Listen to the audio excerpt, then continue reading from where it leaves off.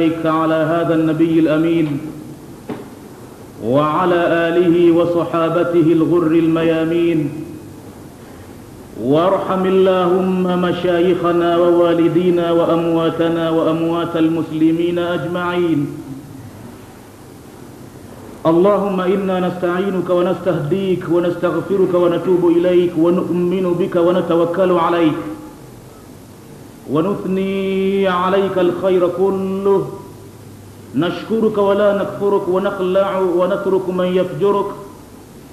اللهم إياك نعبد ولك نصلي ونسجد وإليك نسعى ونحفظ، نرجو رحمتك ونخشى عذابك، إن عذابك الجد بالكفار ملحق. أما بعد، فيا حماة الإسلام وحراس العقيدة، أيها الإخوة الأعزاء، ndugu Waislamu,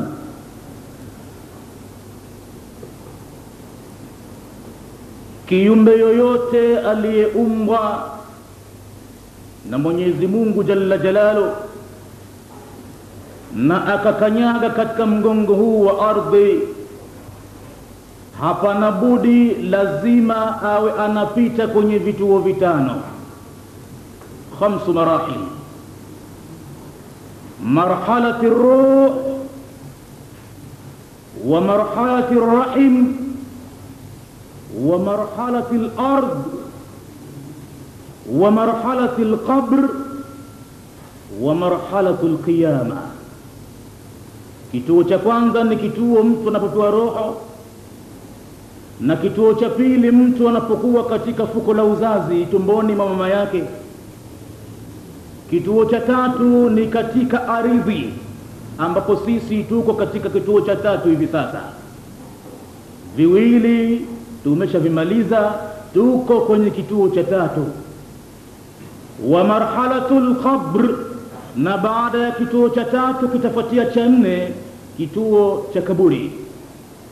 Wa marhalatul qiyama, na kituo cha 5 ni kituo cha mawqiful qiyama, ambao hiyo ndiyo mada tunayozungumzia jioni yetu hii ya leo, mawqiful qiyama au siku ya malipo. Hakuna upinzani, hapana shaka, hapana wasiwasi, kwa sababu tumeshapita kwenye vituo viwili na hivi sasa tupo katika kituo cha tatu, na kituo hichi ni rasilimali yake mtu alionayo, madhali uhai. Basi yeye ana rasilimali ya kutumia uhai wake kwenye kituo hichi ili ende akanufaike na kituo cha 4 na kituo cha 5. Katika mada hii siku ya malipo, nakutana na aya ya Mwenyezi Mungu tukufu iliyomo katika surati Zumar, aya inayosema wanufikha fi sur فصعق من في السماوات ومن في الأرض إلا من شاء الله ثم نفخ فيه أخرى فإذا هم قيام ينظرون وأشرقت الأرض بنور ربها ووضع الكتاب وجيء بالنبيين والشهداء وقضي بينهم بالحق وهم لا يظلمون ووفيت كل نفس ما عملت وهو أعلم بما يفعلون. ونفخ في الصور, na litapulizwa parapanda, litapulizwa baragumu. Hiyo ni alama ya kuinuliwa viumbe makaburini mwao, au kwa mara ya mwanzo ni alama ya kulazwa. Likipulizwa mara moja hilo kwa mara yake ya mwanzo, فصعق من في السماوات ومن في الأرض, watazimia viumbe wote tokea walioko mbinguni na ardhini. Thumma nufikha fihi ukhra, kisha litapulizwa parapanda kwa mara yake ya pili. Fa idha hum qiyamun yanzurun, tahamaki viumbe wote wameshasimama wanaangalia na wanasubiri nini kitatokezea hapo. وأشرقت الأرض بنور ربها, na itang'aa ardhi kwa nuru ya Mola wake. Wa wudhi'a alkitabu, na litawekwa daftari hapo la kila mtu kuhusu yeye na amali zake. Wajia bin nabiyina washuhadai, na watosogezwa karibu hapo mitume wote na mashahidi wote. Wakudhiya bainahum bilhaqi, na patapitishwa uamuzi kati yao, uamuzi wa haki, uamuzi wa uadilifu. Wakudhiya bainahum bilhaqi wa hum la yudhlamun, nao hawatadhulumiwa hata kitu. Wawufiyat kullu nafsin ma amilat, na italipwa kila nafsi kutokana na kile ambacho imekifanya. Wa huwa a'lamu bima yaf'alun, na yeye Mwenyezi Mungu ni mwenye kujua, anayajua yote walioyatenda waja wake. Hadha inzarun lilkhalaiqi jami'an bihudhuri aljalsati amama alqadhi aladil amama Allah.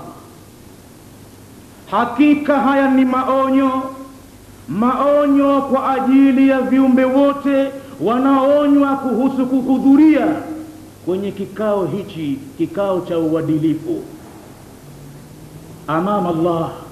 Kikao chenyewe ni mbele ya Mwenyezi Mungu. Wa inda idhin atawajjahu ila alhabib almustafa salawatullahi wa salamuhu alayhi, na kwenye kikao kama hicho moja kwa moja namuelekea kipenzi cha Mwenyezi Mungu aliyechaguliwa kwa risala ya utume wa mwisho. Namuelekea yeye, as'alu, namtupia suala, nimuulize, na wanufaiki kutokana na ajabu yake viumbe wote. As'aluhu anil as'ilati allati satawajjahu ila kulli makhluqin idha waqafa baina yaday maulahu jalla fi ulahu. Namuuliza kutokana na masala atakayoulizwa kila kiumbe wakati ataposimamishwa mbele ya Mola wake mtukufu.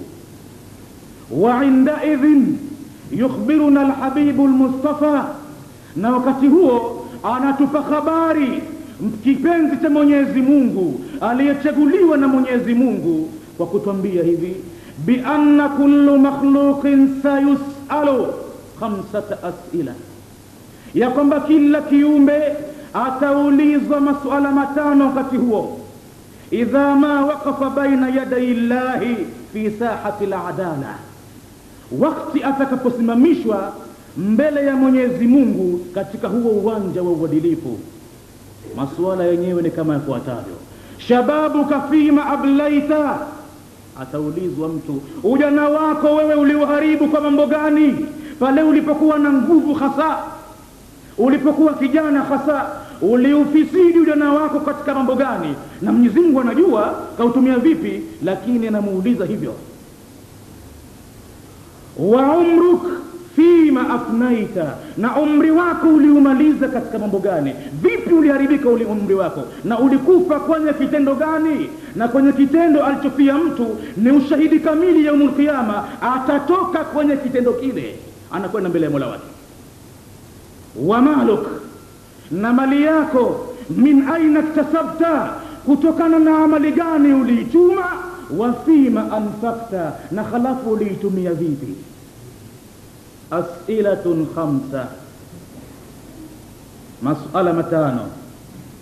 Satuwajjahu ila kulli makhluqin, yatamuelekea kila kiumbe.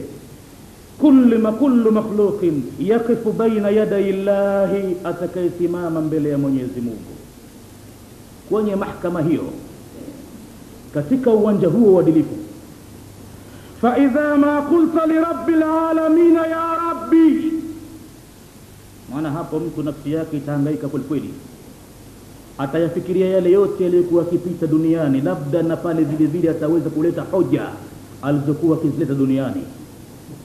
Na utakaposema, ewe Mola wangu, lima lam tursil ilayya inzaran bihudhuri aljalsa, ya Rabbi, mbona mimi hukunjulisha mapema?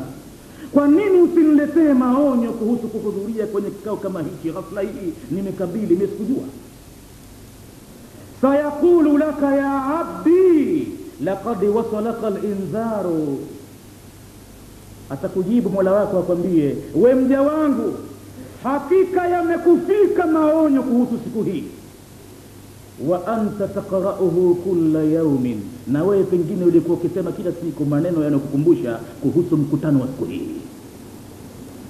Alam taqra' fi surati al-Fatihati maliki yawmiddin, kwani hukuwa ukisoma wewe katika suratul Fatiha maliki yawmiddin, aya isemayo Mwenyezi Mungu ni mfalme aliyemiliki siku ya malipo? Fa ana al-malik wa hadha yawmuddin, basi mimi ndiye mfalme wenyewe na hii ndiyo siku yenyewe ya malipo. Ana al-malik, ana al-malik, ana al-malik, liman al-mulku al-yawma, liman al-mulku al-yawm, ufalme ni wa nani leo? Mwenyezi Mungu atauliza. La mujibu, hakuna yoyote atothubutu kuinua kauli yake kwamba mimi ninamiliki chochote. La mujibu, hakuna yoyote atothubutu kuinua kauli kwamba yeye ana uwezo wote ule, na viumbe wote wameshangaa, wamenywea. Fayujibu subhanahu ala dhatihi huwa lillahi alwahid alqahhar. Hapo atajibu Mwenyezi Mungu mwenyewe mtukufu aliyetakasika, ufalme wa leo ni wa Mwenyezi Mungu aliye mmoja peke yake, ambaye yeye ndiye mteza nguvu, atakalo ndilo huwa.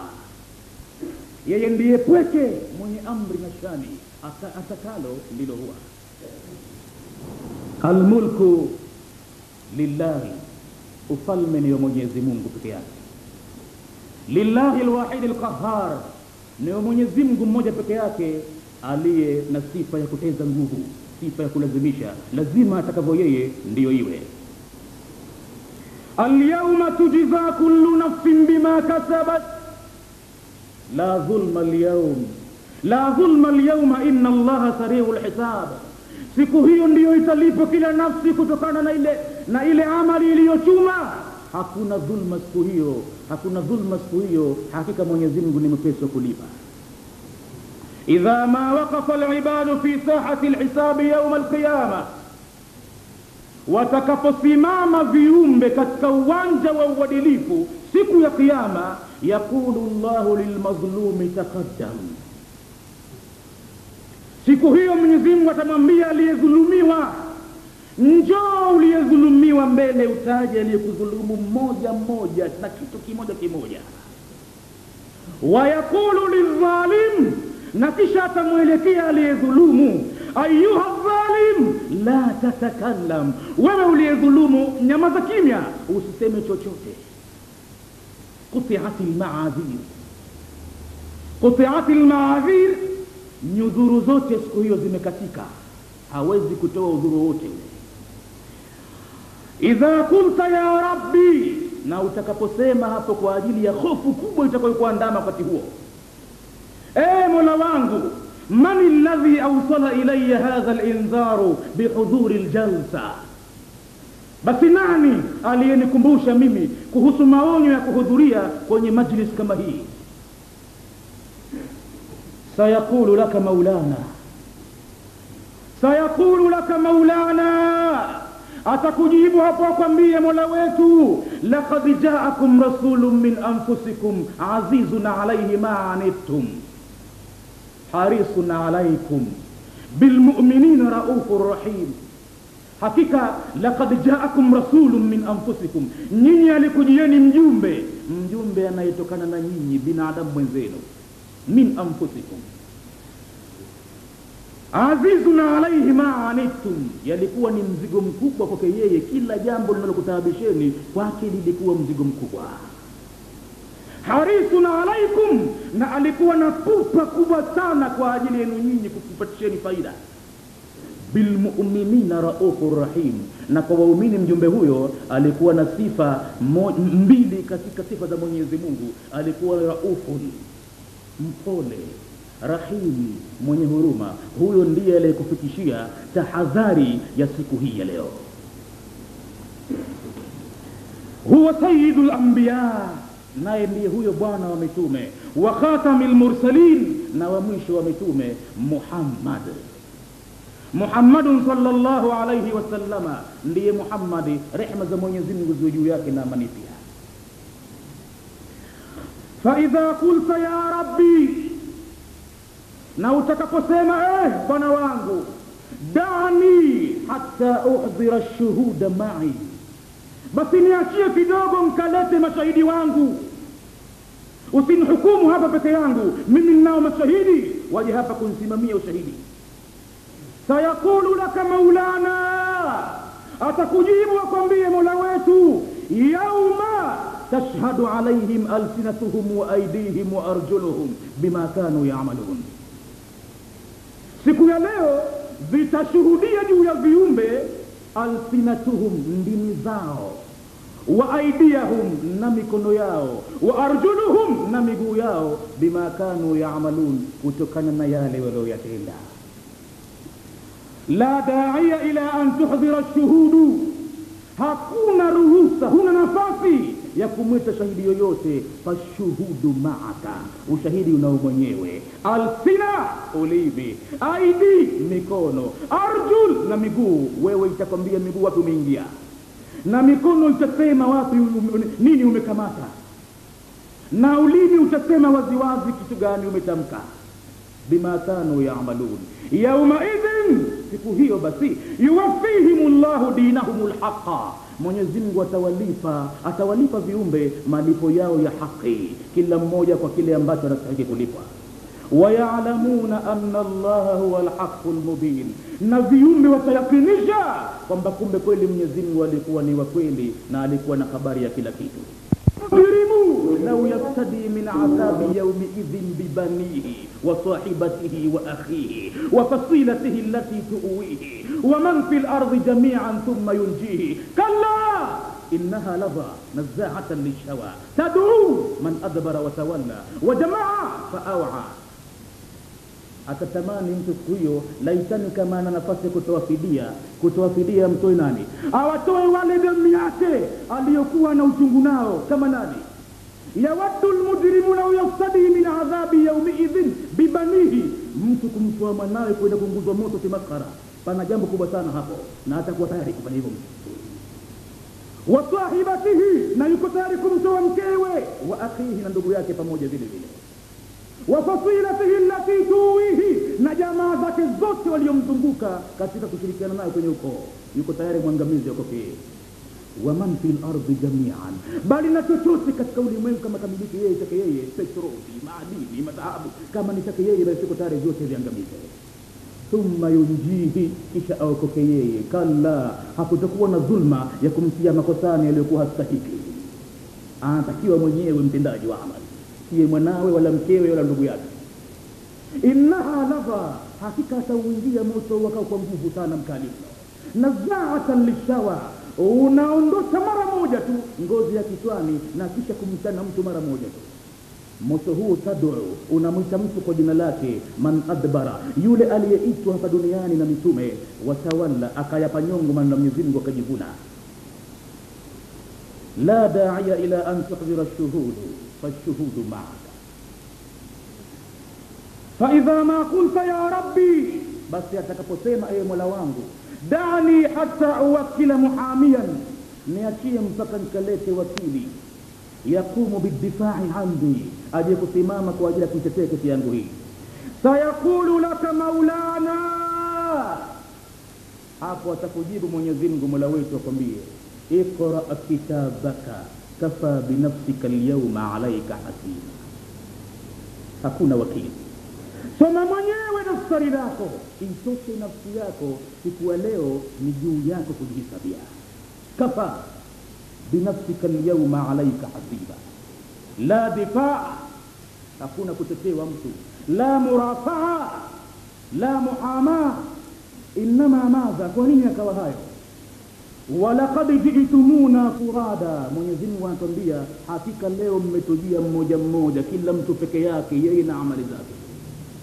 Kama khalaqnakum awwala marra, kama tulivyokuumbeni mara ya mwanzo. Furada, kila mtu peke yake, furada peke yake. kalla sanaktubu ma yakulu, hapana, tunayaandika noyasema mtu duniani, hapana noyafanya. Wanamuddu lahu min aladhabi madda, na tutamkunjulia kwenye adhabu kujuku mkubwa kwa milele. Wanarithuhu ma yakulu, na tutayarithi sisi yote aliyoyasema. Wayatina farda, na huku atatujia peke yake. Kafa binafsika alyawma alayka hasiba. Fa idha ma qulta ya rabbi, na utakaposema bwana wangu, saastanifu alhukma, mimi nitakata appeal kwenye court of appeal, nitabadilisha uamuzi huu sikuwafikiana nao. Nitataka jopo la majaji likusanyike, wazungumze baraza la wazee kuhusu mambo haya. Labda mtu tampitikia kwamba labda nifanye hivyo kama ilivyokuwa kifanywa duniani. Sayaqulu laka maulana, na ukitia hoja kama hiyo Mwenyezi Mungu atakujibu na maneno ambayo yaliyokuwa tayari kwenye Qur'ani unayasema mwenyewe kila siku. Kama ulikuwa unafungua msahafu ungekuta Mwenyezi Mungu atakujibu akwambie, ma yubaddalu alqawlu ladayya wama ana bidhallamin lil'abid, hayabadiliki maneno kwangu mimi, hakuna cha kubadilisha usemi wangu. Wama ana bidhallamin lil'abid, na wala mimi si mwenye kumdhulumu mja. Wewe umejidhulumu nafsi yako mwenyewe. Fa idha ma qulta ya rabbi, na utakaposema Mola wangu, sauqaddimu fidyatan au kafalatan maliyatan au shakhsiyatan, niko tayari mimi kutoa fidia rasilimali yangu yote, kuanzia mtu alionihusu na kuanzia kila kitu nilicho nacho. Sayaqulu laka maulana, hapo Mwenyezi Mungu atakujibu akwambie, yauma la yanfa'u malun wala banun illa man ata Allaha biqalbin salim. Siku ya leo haifai kitu mali wala watoto illa kwa yule aliyemwendea Mola wake na moyo wa amani, moyo uliosalimika na madhambi. Illa man ata Allaha biqalbin salim, illa kwa yule aliyemwendea Mola wake na moyo uliosalimika na madhambi. Amma alhukmu, ama kuhusu uamuzi ndio huo. Falhukmu min Allahi, uamuzi ni wa Mwenyezi Mungu, uamuzi ambao tankhali'u lahu al-afida, utazingua nyoyo zidiko. Wa tanfatiru min ajlihi al-qulub, na vile vile zitapasukilia mbali kwa ajili ya hukumu hiyo nyoyo zitahofu sana. Yauma naqulu li jahannama hal imtala'ati, isikiza kauli ya Mwenyezi Mungu atapoiambia Jahannam, siku tutakaposema na Jahannam, je, Jahannam tayari umejaa, basi tufunge, mambo yamekwisha. Watatizamana makafir, watatizamana waovu, waone basi nadhani basi Jahannam ishakuwa inaulizwa kule, hal imtala'ati, je, Jahannam umeshajaa? Lakini matokeo yake Jahannam inajibu, hal min mazid. Watakulu, nayo itajibu, kwani iko ziada ya Rabbi, kama ipo lete. Itachungwa Jahannam iwe kama akikuingia kitu. La amla anna jahannama min aljinnati wan nasi ajma'in.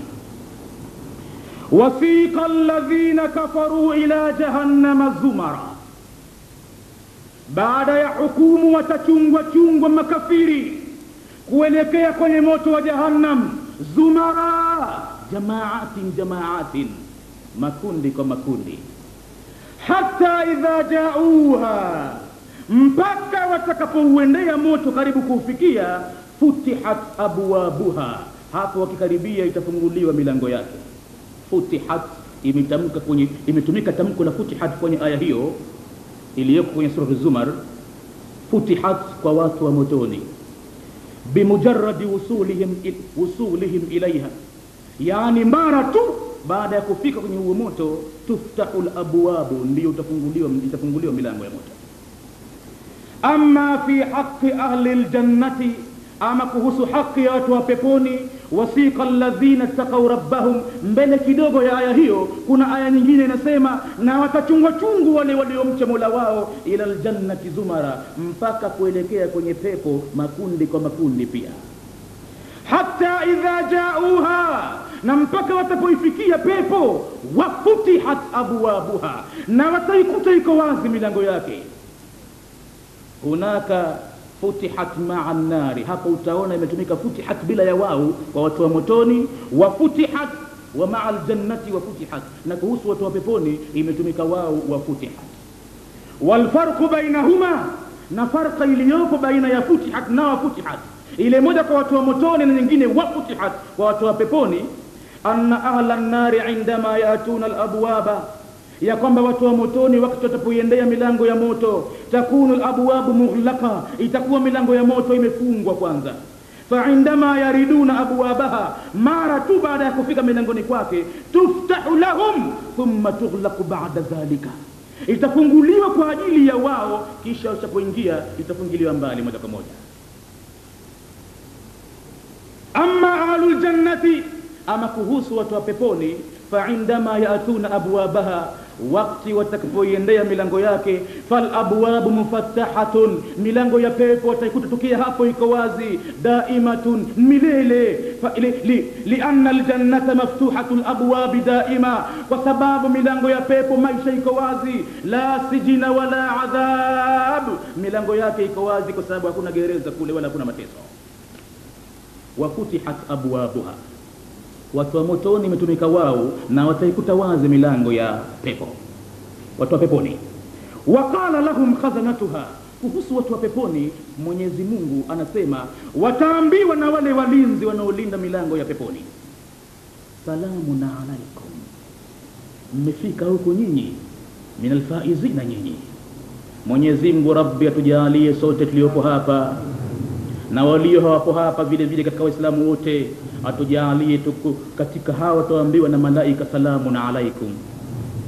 Mwenyezi Mungu tukubalie funga yetu hii, tukubalie ibada zetu zote hizi, tujalie katika watu wapewa kalima hii na malaika salamun alaikum, amani iwe juu yenu, tibtum, mazuri kabisa mlioyafanya, na starehe nzuri zaidi inakungojeeni huko mbele, fadkhuluha khalidin, basi wataambiwa haya ingieni humo milele mkaishi, antilkumul janna urithumuha bima kuntum ta'malun, hiyo ni pepo milki yenu, mnarithishwa kutokana na yale mlioyafanya. Wa inda idhin yunadi maulana jalla fi ulahu, kwa watu wa peponi hapo baada ya kuingia watu wa peponi, Mwenyezi Mungu atawalingania awaambie kwa kuwauliza hivi, ala ahli aljannati, kuwalingania watu wa peponi, fayaqulu ya ahli aljannati hal radhitum, aseme kuambia watu wa peponi, je, watu wa peponi mmeridhia kilipo nilichokupeni? Ndivyo hivyo, mmetosheka? Fayaquluna ya rabbana wa kayfa la narda wa qad a'taytana ma lam tu'ti ahadan min khalqik, watasema wajibu, Mola wetu, na vipi tusiridhie sisi na hali ya kuwa umetupa yale ambayo hukumpa yoyote katika viumbe wako wengine, wenzetu wanaangamia katika janna. Alam tuthqil mawazinana, kwa nini Mwenyezi Mungu atuuliza hivyo? Kwani hukutufanyia nzito mezani zetu za amali na za madhambi zikawa nyepesi, hazina weight? Alam taghfir dhunubana, kwani hukutusamehe Mwenyezi Mungu makosa yetu? Alam tudkhilna aljannata, kwani Mwenyezi Mungu hukutuingiza peponi? Kwani haitoshi hivi? Alam tujirna min adhabin nari, kwani hukutuokoa Mwenyezi Mungu na adhabu ya moto? Fayaqulu maulana ana u'tikum akbara min dhalik, pamoja na hayo Mwenyezi Mungu Mola wetu atawaambia, mimi nitakupeni kubwa zaidi kuliko hilo mnaloiona kubwa zaidi. Ana u'tikum akbara min dhalik, fayaquluna ya rabbana, watajibu watu wa peponi, bwana wetu, wa ayu shay'in a'zamu min dhalik, na kuna jambo gani kubwa zaidi kuliko hii? Tena pepo imeambiwa na Mtume, fiha ma la aynun ra'at wala udhunun sami'at wala khatara ala qalbi bashar, kuna mambo ambayo jicho halikupata kuona, sikio halikupata kusikia, wala haikupata kupita kwenye moyo wa mtu akafanya imagination, akafanya kufikiria labda iko hivi labda hivi, kila utakavyodhania sivyo. Pamoja na hayo nitakupeni kubwa zaidi kuliko hilo. Wa ayu shay'in a'zamu min dhalik, na jambo gani kubwa zaidi kuliko hilo? Fatuzalu alhujubu bainahum wa baina Allahi fayarawna Allaha rabbal alamin, hapo Mwenyezi Mungu ataondosha kizuizi baina yao na wao, na watamwangalia Mwenyezi Mungu Mola wao. la ilaha illa Allah, la ilaha illa Allah, ana u'tikum akbar min dhalik, mimi nitakupeni kubwa zaidi kuliko hilo. Wa ayu shay'in akbaru min dhalika ya Rabb, na lipi kubwa zaidi kuliko hilo ewe Mwenyezi Mungu Mola wangu? Ru'yatullah, ni ru'ya, sio idrak. Kwa Mwenyezi Mungu hamna idrak, iko ru'ya, ru'yatullah. Qala sayyiduna Muhammadun sallallahu alayhi wasallam, amesema bwana wetu mtume, innakum satarawna rabbakum yawma alqiyamati kama tarawna alqamara laylatal badri, hakika nyinyi mtamuona Mwenyezi Mungu Mola wenu siku ya kiyama, lakini peke yao, waumini tu, sio makafiri. Kama vile ambavyo mnavyoiona mbaa mwezi katika siku kali zile 13, 14, 15. Hakuna mtu anafanya mashaka kwenye ardhi kuhusu mbaa mwezi siku hiyo. Ana u'tikum akbar min dhalik, mimi nitakupeni kubwa zaidi kuliko hilo, nalo ni ru'yatullah. Hakuna kubwa zaidi kuliko hiyo, ni kuliko aljanna hiyo. Wujuhu yawma idhin nadhira, nyuso siku hiyo zitang'aa, ila rabbiha nadhira, kwa ajili ya kuangalia upande wa Mola wako, kwa ajili ya kumtazama Mola wako. Lilladhina ahsanu alhusna wa ziyada, kwa wale waliotenda mema, alhusna, watalipwa mema, wa ziyada, na zaidi kuliko mema. Ni aya ya Qur'an hiyo ambayo qala almufassiruna, wafasirina wengi wamekubaliana, innama innal husna hiya aljanna, wakasema kwamba wema wa kulipwa ni pepo.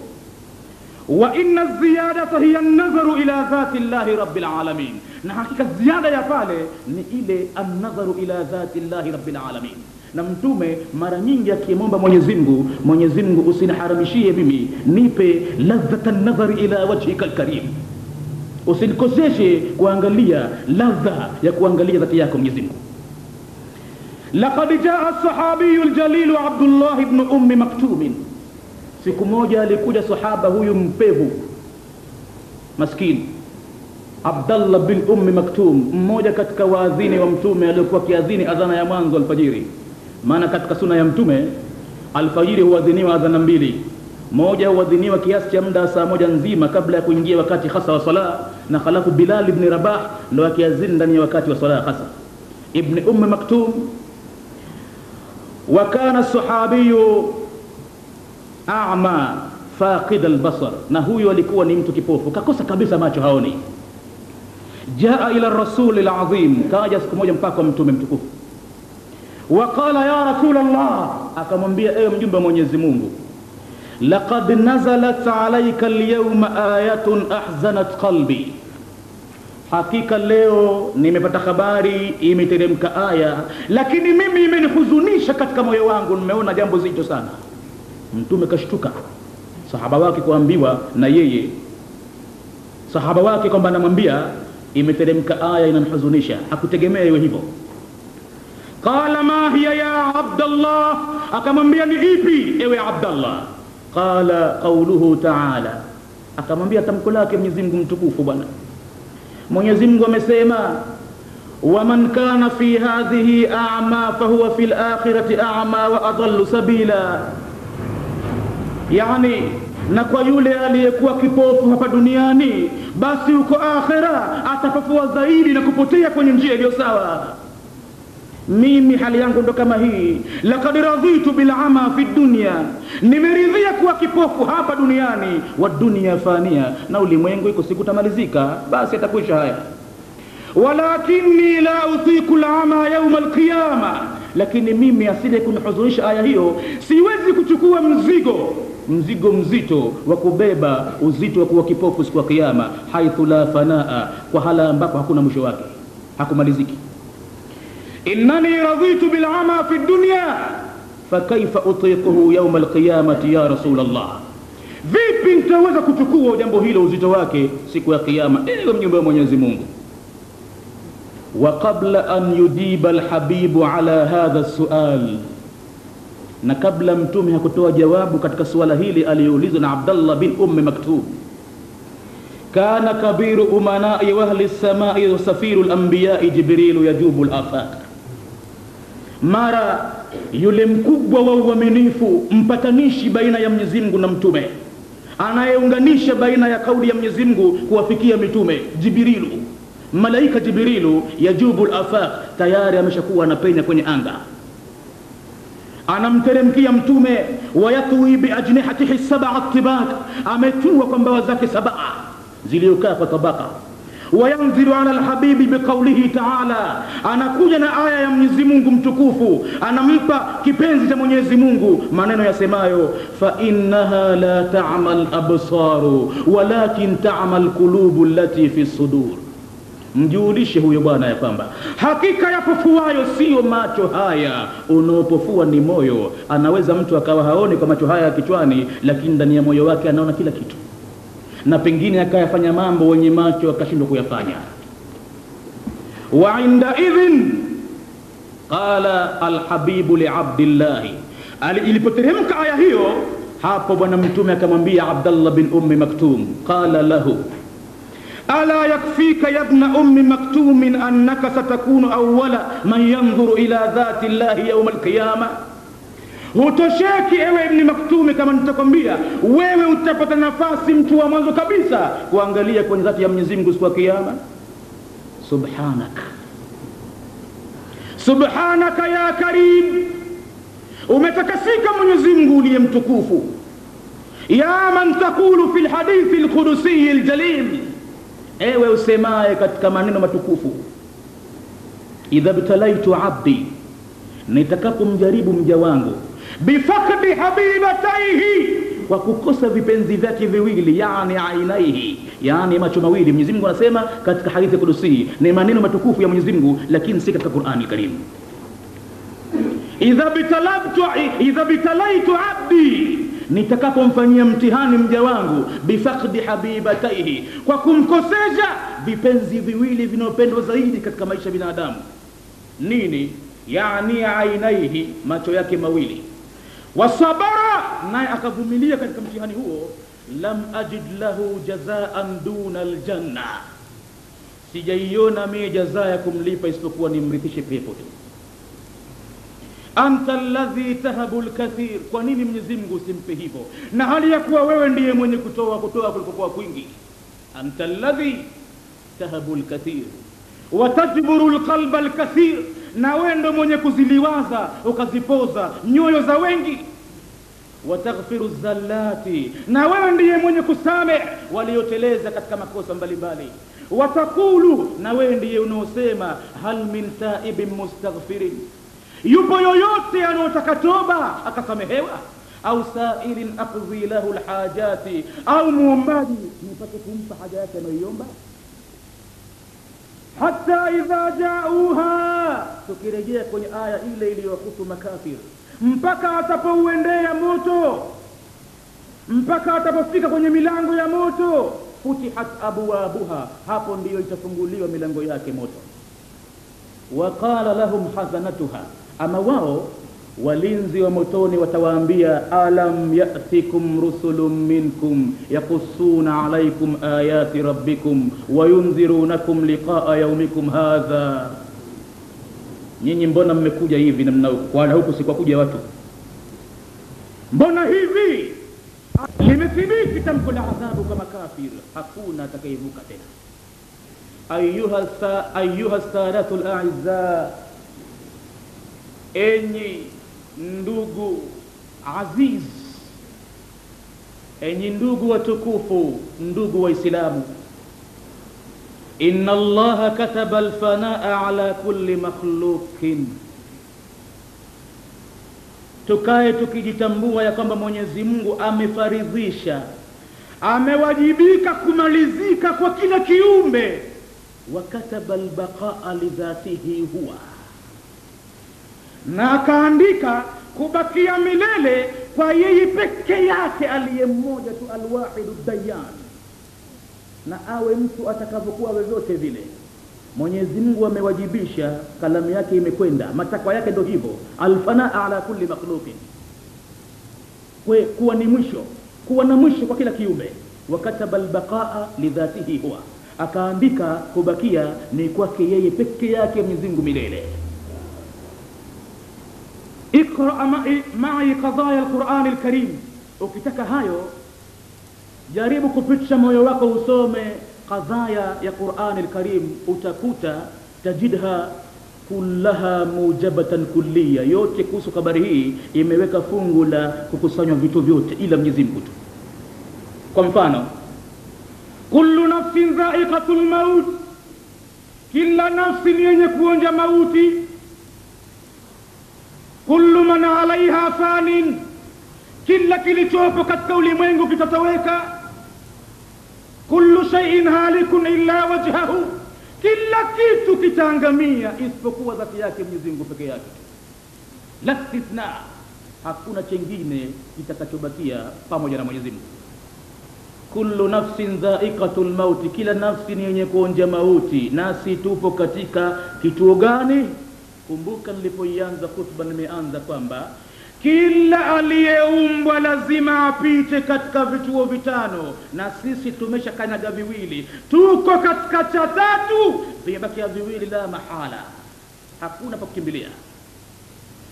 Marhalati ruh, kituo cha kwanza ni cha mtu kupewa roho, tumeshapewa roho zamani huko tunakotoka. Wa marhalati rahim, na kituo cha pili ni kituo cha mtu kukaa katika fuko la uzazi tumboni kwa mama yake. Wa marhalati dunya, cha tatu ni kupita mtu katika ulimwengu huu. Wa marhalatul qabr, na cha nne ni kupita katika kituo cha kaburi, ataishi katika barzakhi, muda anajua mwenyewe Mwenyezi Mungu. Na kwenye barzakhi ama iko raha au iko adhabu, imma rawdatun min riyadil janna wa imma hufratun min hufrin niran. Wa marhalatul qiyama, na kituo kingine cha tano ni kituo cha kiyama, kisimamo cha hukumiwa mtu, kisimamo cha kuhukumiwa mtu akalipwa amali yake. Mwenyezi Mungu anatupinga, anatuchallenge, anabishana nasi kwa kutuambia kwenye suratul Rahmani, ya ma'ashara al-jinni wal insi, enyi makundi ya majini na binadamu, in istata'tum an tanfudhu min aqtari samawati wal ardi fanfudhu la tanfudhuna illa bisultan. Kama mnao uwezo wa kuniasi, ya kunikufuru, kisha mkimbie nisikupateni katika mamlaka yangu, basi penyeni popote kimbilieni. Lakini nakwambieni kabisa, la tanfudhuna, hamtoweza kufanya jambo hilo illa bisultan, illa mpate nguvu za kiungu. Labda na nyie muwe mna amri ya kun fayakun, unaweza kutoa amri pahala kuwa na ikawa, na hilo muhali kwa wewe huna. Illa bisultan. Kullu nafsin dha'iqatul maut, kila nafsi ni yenye kuonja mauti. Hatta nafsi rasulillahi, mpaka nafsi ya mjumbe wa Mwenyezi Mungu khair khalqillahi, mbora wa viumbe vyote. Hatta an-nabiyul karim yanamu ala firashil maut, hata huyo amelala kwenye godoro lake la mauti, kitanda cha kuondoka duniani. Na kwenye pahala hapo hata yeye, wayamsahu alwajha alsharif, ameupangusa uso wake mtukufu, bima'in baridin, kwa maji ya baridi kupunguza joto na mauti. Wayad'u Allah qailan, na hata yeye kamuomba Mwenyezi Mungu huku anasema, Allahumma hawwin alayya sakarati maut, Mola wangu nipunguzie kidogo huu ulevi wa mauti mkubwa mno. Sakarati maut, mbinyo huo, kila mmoja atauonja huo. Na pana mambo magumu hapo, magumu mno. Imam Ahmad bin Hanbali alipokuwa katika sakaratil mauti, mwanawe Abdullah yuko pembeni zoni mwake chini ya kitanda. Baba yake anatoka roho, anamlakinia shahada, anamwambia la ilaha illa Allah. Na kila mwenye mgonjwa wake katika hali kama hiyo ajitahidi kuthibitisha kama kapata maneno ya mwisho kuondokea ni hayo ya mwisho, na usimngojee kaburini kule kumfundisha kadhaa kwake imekwisha. Kama unampenda kweli mtu, muhimize hapa duniani, hapa nafasi yanayo, rasilimali ipo. Ukikatika umri hatari. Mtoto wa Ahmad bin Hanbali anamwambia baba yake la ilaha illa Allah katika sakaratil maut. Baba mtu anatoa jawabu kali. Nini kajibu? Amejibu la wa bu'da, hapana, iwe mbali na mimi. Mtoto mwisho mtu anashangaa, Ahmad ibn Hanbali katika sakaratil mauti anatoa jawabu kama hiyo, kamshikilia tena na tena, la ilaha illa Allah, anamgeuzia shingo, la wabuda, hapana, iwe mbali na mimi. Alipopata nafuu kidogo ya ubamba wa kunde, falamma afaqa saalahu, alipopambazuka katoka katika ile sakaratil mauti, anafahamu kidogo, mtoto akamuza baba yake, kwa nini lakini na kutamkia shahada unakwenda kunambia la wa bu'da na hivi na hivi, vipi mambo hayo? Akamwambia, sijakuwa nikikurejeshea wewe kauli hiyo. Alikuja shetani mbele yangu, anamlazimisha, anambembeleza, amenishikilia, ananambia mut yahudiyan au nasraniyan fa inna abaka mata yahudiyan au nasraniyan. Ananambia kufa katika mila ya Kiyahudi, kufa katika mila ya Kikristo, na ana maji mazuri, ana maji matamu mno, na kiu mtu hapo anaipata kubwa mno. Anamwambia, nitakuonjesha matone haya, lakini nikubalie na mimi yangu vile vile. Ndiyo maana nilikuwa nikimwambia, hapana, sikubali ni safi wabuda, bali kabisa hiyo jambo hilo siwezi, sikubali, na niwe katika hali yote ngumu, lakini sikubali hali ngumu. Wakati kama huo atakayevuka ni yule Mwenyezi Mungu aliyosema, ala inna awliya Allahi la khawfun alayhim wala hum yahzanun alladhina amanu wa kanu yattaqun lahumul bushra fil hayati dunya wa fil akhirah la tabdila likalimati llahi. Vipenzi vya Mwenyezi Mungu hawana hofu na wakati kama huo. Kama walikuwa ni watu waliojifunga kwenye kalima ya la ilaha illa Allah, hapana wasiwasi kwenye wakati kama huo. Nao ni alladhina amanu wa kanu yattaqun, waliomuamini Mwenyezi Mungu na wakawa na mcha vyema. Yuthabbitu Allahu alladhina amanu bilqawli thabit fil hayati dunya wa fil akhirah. Mwenyezi Mungu atawathibitisha tu waumini kwa kauli thabit tokea katika maisha kilimwengu na maisha akhira. Wa yudhillu Allahu adh-dhalimin, lakini Mwenyezi Mungu atawanyang'anya madhalim, hawapi taufiki ya kauli hiyo wakati kutoka roho abadan, hawaigundui. ويفعل الله ما يشاء, na Mwenyezi Mungu hufanya apendayo. Allahumma ahyina ala kalimati at-tauhid wa amitna ala kalimati at-tauhid wahshurna ala kalimati at-tauhid la tuzigh qulubana ba'da idh hadaytana wa hab lana min ladunka rahmatan innaka antal wahhab. Wa yamsahu al-wajha ash-sharifa bima'in baridin, Bwana Mtume akapangusa uso wake kwa maji ya baridi kuondosha joto zito la sakaratil maut. ويدعو الله قائلا اللهم هون علي سكرات الموت, huku anamuomba Mwenyezi Mungu, Mola wangu nipunguzie shida hii ya sakaratil maut. Anta ya Rasulullah, ikiwa wewe mtume wa Mwenyezi Mungu umesema hivyo katika nafasi kama hiyo, anta takulu hadha, hata wewe umesema hivyo, sisi tutakuwa na hali gani katika nafasi kama hiyo? Subhanallah, inna lilmauti la sakaratin. Mtume katamka wakati mwingine, kila akija juu anasema ametakasika Mwenyezi Mungu, hakika kwa ajili ya mauti kuna mvinyo, kuna mambo ya hatari makubwa sana bali ni pahala pagumu mno. Wa anta aidan ya Rasulullah marrat bika sakaratil maut, hata wewe pia mjumbe wa Mwenyezi Mungu yamekupitia kwako sakaratil maut. Naam, hapana tabu. لقد علم المصير المحتوم قبل أن ينام على الفراش. Mtume alikushajua mapema kabla ya kufika kwenye tandiko lile la mauti. Laqad dakhala ghurfat al-ash'ati al-Qur'aniyya, aliingia kwenye chumba cha upekuzi kwenye Qur'an al-Karim, kaitembelea kwenye Qur'an al-Karim na akagundua mafunzo ya Mwenyezi Mungu yanamwambia, innaka mayitun wa innahum mayitun, wewe utakufa na wao wote pia watakufa. Kwa hivyo alijua yakini kwamba naam, sasa umefika wakati. Alipoyaona ya kuyaona, akawaambia masahaba, inna lilmauti la sakaratun, kaeni mkijua kwamba mauti yanayo sakara kweli kweli. Wa baada dhalika kanat bijiwarihi Fatima, alipokuwa bwana Mtume na kata roho, pambezoni mwake alikuwa mwanawe Fatima binti yake huyo. Raihanatu, ni kipenzi chake, manukato yake mema hayo. Tabki binti huyo analia, hanyamaziki.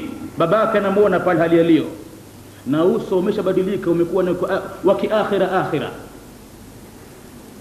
Watakulu, katika kilio chake anasema maneno, wa karbahu ala karbika ya abatahu. Huzuni iliyoje leo kwa baba yangu, tabu gani hii anopata baba yangu. Fakana alhabibu yakulu laha ya Fatima, mtume alikuwa kimpoza kimwambia, Fatima, la karba ala abiki ba'da al-yawm, hakuna tena kwa baba yako uchungu, mateso, huzuni baada ya leo. Muda wangu huu mfupi nikishaumaliza yameshaondoka yote haya. La karba ala abiki ba'da al-yawm, hakuna tena huzuni wala msukosuko kwa baba yako baada ya leo. Wazarahu jama'atun min as-sahaba, alipokuwa bwana mtume katika sakarati al-maut, wamekuja kumzuru kikundi cha masahaba, wa huwa ala firashi al-maut, naye yuko kwenye hilo gondoro la mauti. Wasaaluhu, wakamuuliza, ya Rasulullah, ewe mjumbe wa Mwenyezi Mungu, matal ajal, lini ndo mambo yameshakuwa tayari? Ni kweli kweli hiyo safari imewadia? Matal ajal? Qala lahum marhaban bikum, hayyakumullahu wa nafa'akumullahu wa kaddadakumullahu wa atqakumullahu. Kawaambia marhaban bikum, karibuni. Mwenyezi Mungu kunufaisheni, Mwenyezi Mungu kuepusheni na balaa, Mwenyezi Mungu kusameheni. Naam, laqad dana al-firashul a'la wal ka'ful awsa wa sidratul muntaha, hakika imeshakurubia saa. Naam, kabisa na kwenda katika majlis al-a'la hivi sasa hivyo. Naam. Ya Rasulullah, fa fima nukaffinuk, tupe habari basi tukukafinie kipenzi cha Mwenyezi Mungu. Wewe kitu gani sisi ukiondoka hapa tukafinie nini? Qala kaffinuni fi thawbin abyad, akawaambia nikafinieni nguo nyeupe, sanda yangu iwe nyeupe, tena wala haipendezi kabisa kufanya israfu ikawa ghali. Na kama mtu kukafiniwa nguo zake anazosalia, makanzu yake ni bora zaidi.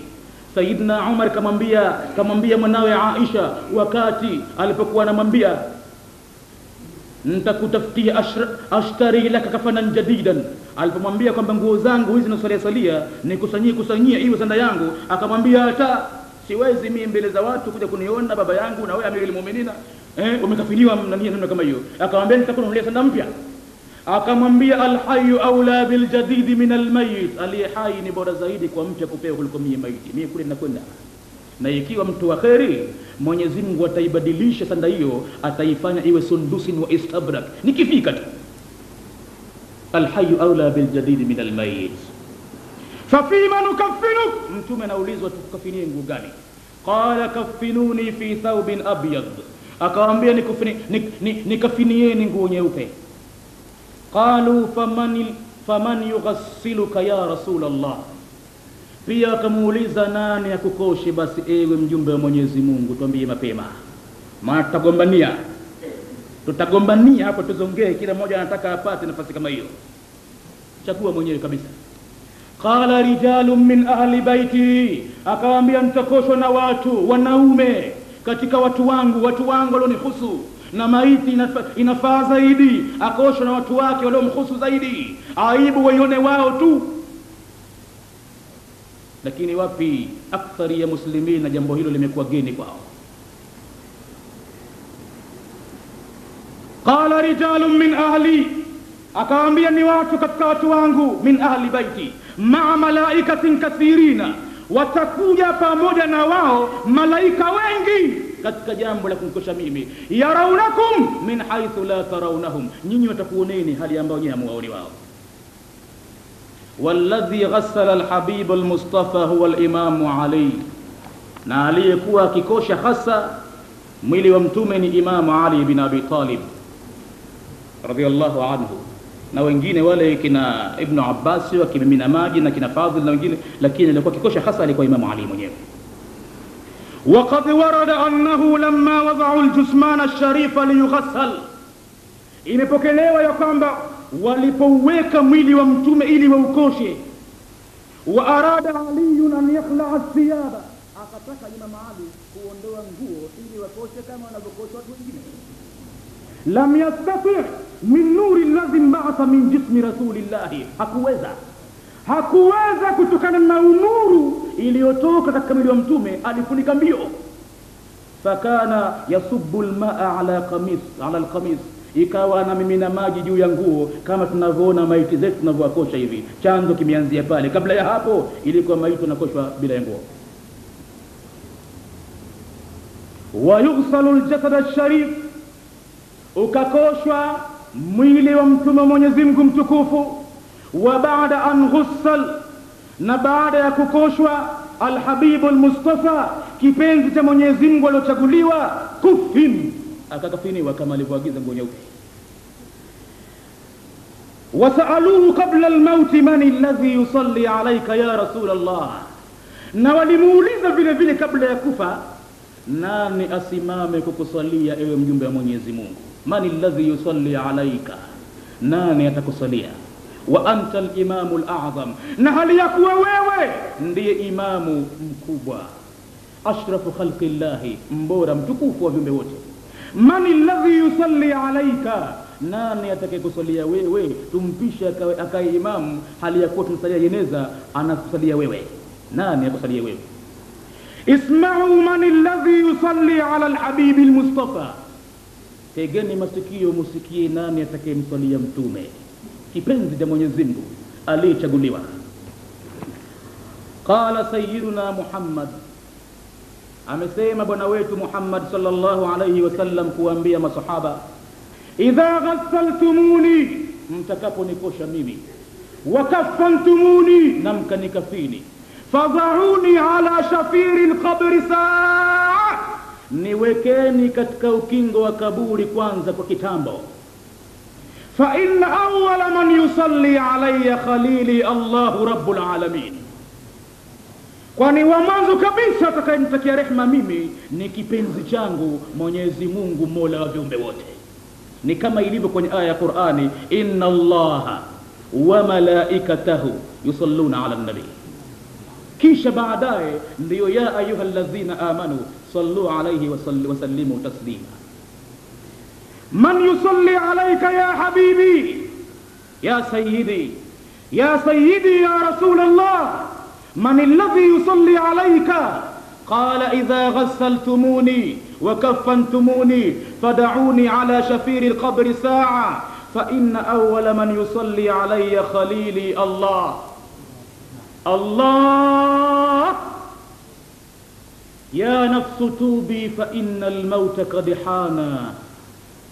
Ewe nafsi ndugu Muislamu ulihudhuria hapa na mwingine ambaye atasikia maneno haya, tubia upesi, utoke katika ulionayo machafu, kwani mauti yameshasonga sasa hivi ya ukhalafu. Wafil hawa, epukana na matamanio ya nafsi, fal hawa ma zala fatana, kwani matamanio hayajawacha kumfitini mtu. Fi kulli yawmin lana maitun nushayyi'uhu, kila siku unaona na unasikia tuna maiti tunawasindikiza bwana, 10, 12, 30, 40 na kuendelea. Nuhyi bimasra'ihi athara mautana, tunaishi kwa kugombana nayo mauti bwana kila siku. Nuhyi bimasra'ihi athara mautana, ya nafsu mali, ewe nafsi na mali, ya nafsu mali walil amwali atrukuha khalfi, ewe nafsi mali we, mali naiwacha nyuma yangu, wa akhruju min dunyaya uryana, na nitatoka katika ulimwengu huu hali ya kuwa ni uchi bila ya nguo. Watu wanageuza mwili juu ya kitanda wapendavyo, na pengine mtu aingie kumuosha yule ambaye hakumpenda, alikuwa sidhani naye, atauchezea mwili wake apendavyo. Hana uwezo wowote, hainui kauli wala furukuti. Ayuha al-ikhwatu al-a'izza,